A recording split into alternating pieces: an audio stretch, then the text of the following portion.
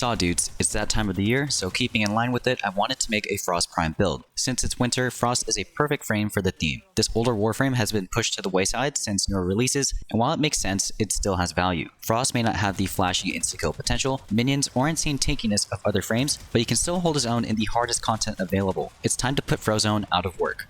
You tell me what my suit is, woman! We are talking about the greater good! Let's get started. As usual, we will be going through this frame's abilities before covering the build. If you are familiar with their abilities, feel free to skip around using the timestamps. Frost passive causes abilities to have their cold status effect duration increased by 100%. Frost also gains Fortifying Freeze whenever enemies within 15 meters of him are afflicted by a cold status effect, increasing his armor by 50 per enemy. Freeze is Frost's first ability. Casting causes Frost to expend 25 energy to launch an icy projectile in the direction of the reticle, inflicting 350 cold damage and 10 cold status effects. On impact, the projectile explodes in a 5-meter radius to inflict 150 cold damage and 6 cold status effects. Enemies that receive 10 cold stacks from Freeze are frozen in place for 15 seconds.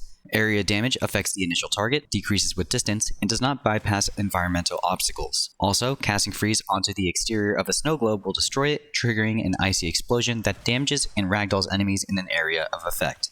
Frost's second ability is Ice Wave. Frost expends 50 energy to send forth a wave of ice shards that deals 700 cold damage and 6 cold status effects to all targets in this area of effect. Enemies that receive 10 cold stacks from Ice Wave are frozen in place for 10 seconds. The wave has an initial width of 3 meters, disperses at a 45-degree angle, and travels over a distance of 20 meters. The modded angle is capped at 60 degrees. Ice Wave follows the terrain and will change elevation accordingly. Frost's third ability, and likely his most iconic, is Snow Globe. On cast, he expends 50 energy to create a protective globe of ice with a radius of 5 meters, a base health of 3500, and additional health equal to 500% of Frost's base armor bonuses. Upon activation, the globe is invulnerable for 4 seconds. Incoming damage that is absorbed during the invulnerability period is converted into health and added to the globe's health. Upon activation, enemies within range are inflicted with 10 cold status effects to freeze enemies for 10 seconds and violently pushed outwards. If the enemies hit obstacles, they can be dealt as much as 50% of their maximum health as true damage. Finally, enemies that enter a formed snow globe receive a cold status effect at a rate of 0.33 seconds.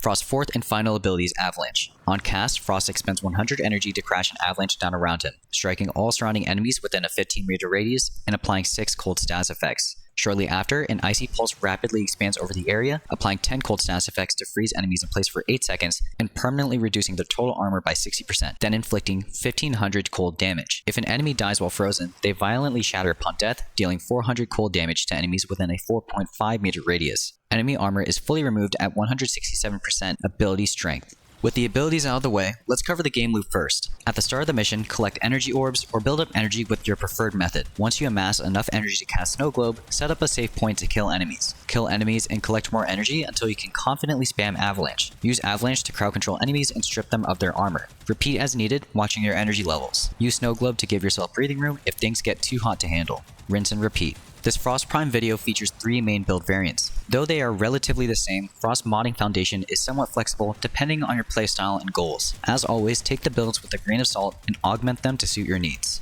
The first variant is primarily for non-Helminth loadouts. While it can work with Helminth abilities, there's another build that is better. The aura for the build will be Brief Respite, which when combined with catalyzing shields, results in an instant shield gate refresh on Avalanche cast. This ensures easy survivability and endgame content. Cunning Drift increases ability range, which increases the effectiveness of all of Frost's abilities, especially Avalanche.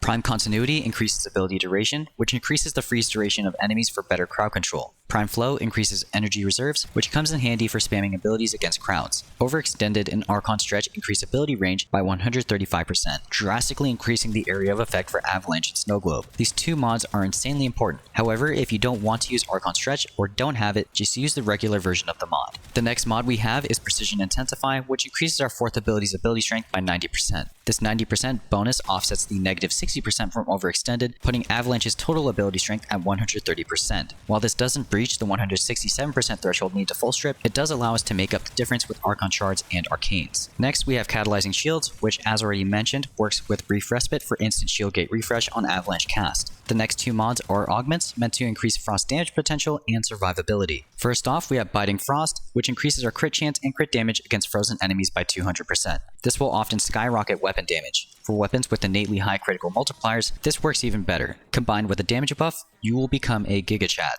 Next we have Icy Avalanche, which grants some great survivability. Casting Avalanche grants us and allies with an affinity range overguard for each enemy hit, with the overguard scaling with Frost armor. Overguard has a 0.5 second gate on destruction, giving us a split second to fix mistakes. It also negates all status effects, therefore negating the need to use Rolling Guard for a status cleanse. The second setup is very similar and focuses on being a framework for a Helminth ability of your choosing. Instead of using Precision Intensify, we're going to use Transient Fortitude, which grants a 55% ability strength bump.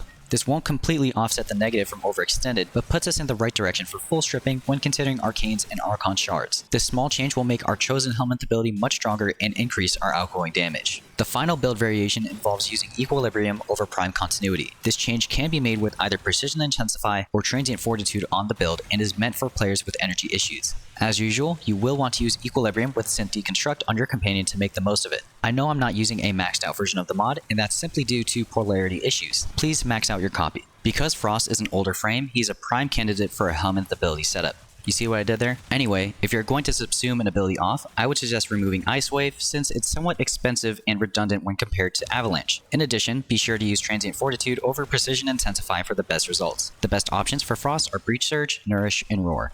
Breach Surge is an interesting option because it gets treated as a weapon in terms of biting Frost. Sparks from Breach Surge have an inherent 100% crit chance and a 1.5 times crit multiplier, which gets buffed by biting Frost. Frozen enemies will suffer red crits from Sparks and create a mesmerizing display of red. While the crowd control is redundant thanks to Avalanche, this is a great option for level cap thanks to the ridiculous damage potential. Nourish is a stable recommendation for those who have energy issues. It's great for providing extra viral damage to weapons and leveraging the armor strip from Avalanche, but otherwise it's not entirely necessary. Roar is my preferred Helminth ability for turning Frost into a gunboat. It's a great damage buff and offers a double dip bonus for damage over time, like Slash. If you're using a status effect like Toxin, Heat, or Electricity, the armor strip from Avalanche is a godsend. You can easily scale Dot into the millions when using Roar with biting Frost. Frost is a very straightforward frame, and as such has very straightforward arcane options, that being Arcane Ice Storm and Molt Augmented.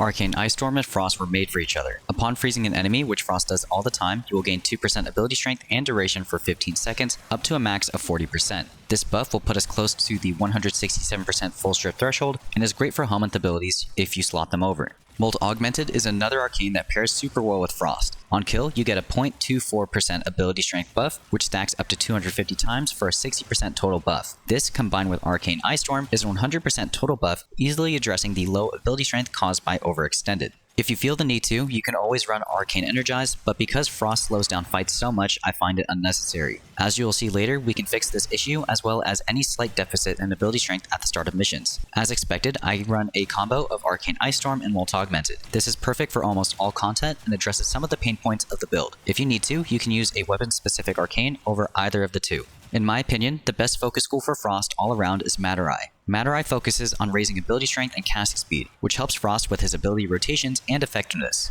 Power Transfer grants a 50% increased casting speed bonus for our Warframe upon switching from our operator. This is nice for spamming Avalanche and Snow Globe in a pinch when enemies get too close. This focus perk also grants a 100% bonus to amp critical damage, which can come in clutch for self-revival if you manage to cast Avalanche before getting downed. Sling Strength grants a 40% ability strength buff to our Warframe after void slinging twice. This perk can put us over the edge of 100% ability strength at the start of missions for those using Transient Fortitude, increasing the damage of Breach Surge and the damage buffs from Nourish and Roar. Void Strike and Void Fuel are generally relegated for Void Cascade, but still find a good amount of use in normal content. If you get downed, you can activate Void Strike to deal massively increased damage with your amp, hopefully getting you revived in the process. This is much more effective if you manage to activate Avalanche before getting down so that you only deal with HP rather than armor and HP. I would also recommend having an active Snow Globe at the ready so that enemies are slowed and can't retaliate should they thaw out. Frost's Archon shard selection is pretty flexible, so choose something that is good for you. My current setup involves 2 Talforge Crimson shards, 2 Talforge Violet shards, and 1 Talforge Amber shard. There should always be at least 1 Talforge Amber shard for casting speed to cut down on Frost's long casting animations. These animations are likely to get you killed in harder content, so speeding them up is a must.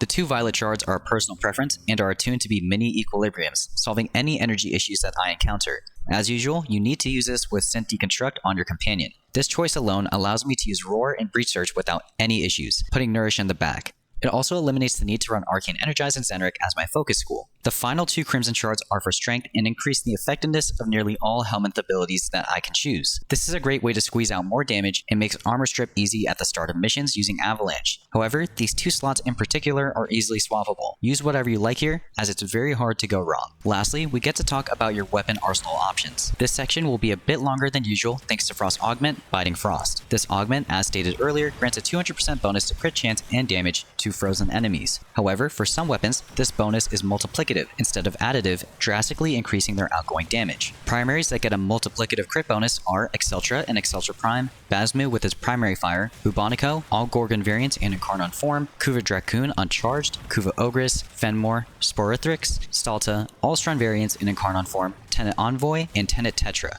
As for secondaries, the list is both Angstrom variants in Incarnon form, Kantari, Epitaph and Epitaph Prime, both Gammacore variants in Incarnon form, Grimoire, Compressa, Latum's Incarnon form, Onos Primary Fire, Tenet Diplos, and Tenet Plinx's Alt Fire only.